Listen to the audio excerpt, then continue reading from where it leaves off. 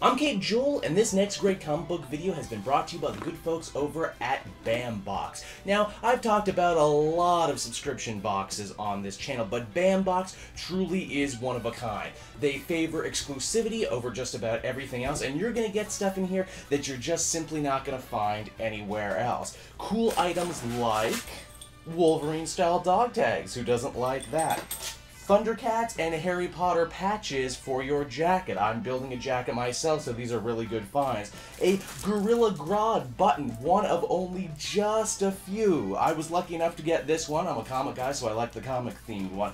The other thing BAMBox has going for it, autographed material. Autographed works of art. You got this Teen Titans print over here, signed by the voice of Beast Boy, Greg Sut. You got this great Night the Gwen Stacy Died artwork. All come with their own things of authenticity, so you know they're legit, you know they're good. That's BAMBox for you, and with that out of the way, let's hop on into this week's video, which is Amazing Spider-Man number 31. Can Peter Parker save his company from the wrath of Dr. Octopus, or is it all too late? Let's hop on in together and find out, shall we? Alright, so picking up from where the last issue left off, Octavius had managed to turn the tide of battle in his favor by using his mind uplink to take over all of Spider-Man's vehicles. Apparently, this is all very easy for him because all of Parker Industries' new inventions are built on more or less the same template as Ock's arms. In fact, the first couple pages of this book is devoted to Dr. Octopus berating Peter Parker for trying to be a lamer version of his superior Spider-Man. Building bigger, meaner equipment, trying to take a proactive role in crime fighting. It's just all stuff Ock did first. Understandably, Peter's not exactly a fan of all of this. What he should be worried about, though, is his Aunt May has also entered the city right now, and because of that is in grave danger. What's truly interesting, though, is May ends up running into the mother of the woman who is also helping Spider-Man pilot his Spider-Mobiles right now. You remember the woman who was sick, but Peter managed to help with medical breakthroughs. She's sticking around because she wouldn't miss for the world seeing her daughter fight the good fight against someone as evil as Dr. Octopus working for someone as evil as Hydra. And hey, speaking of Hydra, that's something Spider-Man ends up hitting upon, the idea that Steve Rogers and the rest of the Hydra High Command, they don't know that Doc Ock is here right now following up on a personal vendetta. They wanted the 3Ds for Parker Industries disabled, discredited, and destroyed, but Ock just can't let it go. He sees Parker Industries as his baby, the thing he built from the ground up. He wants to break into their mainframe and make it off with all of their information involving all of their different scientific breakthroughs. Peter hopes he can use this, though, to his advantage by telling all his employees to ditch everything they were working on. His staff is surprisingly cool with this, either because they wanted to wreck their workplace anyway, or because they knew the importance of not allowing all of their good work to fall into the hands of someone like Doc Ock. I always wished I could trash my workplace, but I'm a comic book YouTuber who works from home, so it's a real non-starter, I tell ya. Understandably, Doc Ock is pretty pissed that Peter was more than willing to burn down his entire empire just to spite him, and I gotta admit, I feel a little bad for Ock here. It would seem the many-tentacled one has been keeping up on Spider-Man's adventures, and as such has repurposed the same device that Norman Osborn used to disable Spider-Man's high-tech suit in the last arc. Pete prepared for this inevitability by wearing his classic OG suit under his new high-tech one, because as he puts it, he only ever needed one costume to kick Doc Ock's ass. Pete's buddies in R&D have also been using this time to isolate the frequency in which Doc Ock uses to manipulate all of his technology, and now Peter is able to inverse it and turn it back on him. This also more or less means the destruction of all of the new Spider vehicles and the shutdown of the webware, but hey, if it means defeating Doc Ock and Hydra, it's a small price Spider-Man is more than willing to pay. Aunt May would agree in this situation, even though she says so with a heavy heart, because this also means the dismantling of the Ben Parker Foundation. But hey, with everything else happening in the world in the Secret Empire right now, it's just a drop in the bucket. Doc Ock ends up having to return to Hydra High Command with his tail in between his legs, knowing he not only failed to reclaim the company that he loved so much, but now is forced to be a cog in the much bigger Captain America Secret Empire machine until the time that all of this blows over. But when it does, you can bet the Superior Octopus will be back again for revenge on Spider-Man. So that was the Amazing Spider-Man issue number 31, and overall it was an adequate conclusion to this storyline, one that I felt peaked way too early on. Parker Industries is done with, but we knew that was only a matter of time until it happened. Did it get a great send-off?